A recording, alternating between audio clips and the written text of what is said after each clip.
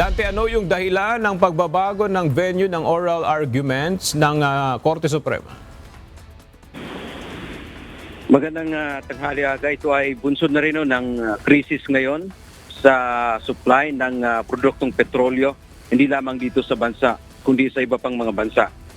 Inanunsyo ng Korte Suprema na ang mga nakatakdang oral arguments para sa kanilang 2026 summer session ay ililipat na sa Anbank Session Hall dito sa Manila mula sa tradisyonal na lokasyon ito sa Baguio City.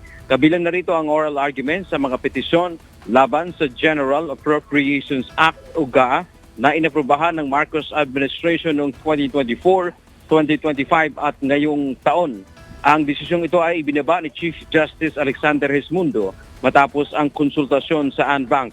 Ayon sa hukuman, bilang tugon ito sa hindi inaasahang pagtaas ng presyo ng petrolyo na dulot ng kasalukuyang kaguluhan sa Middle East. Pero nilinaw ng korte na tuloy pa rin sa orihinal na schedule ang oral argument sa April 7 at 21 ng alas 9:30 ng umaga.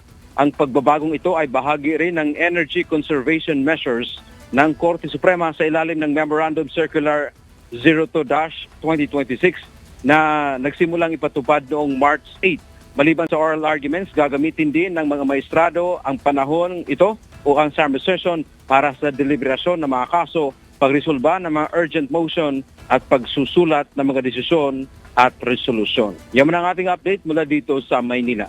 Balik sa iyo, Aga. Maraming salamat, Dante Amento.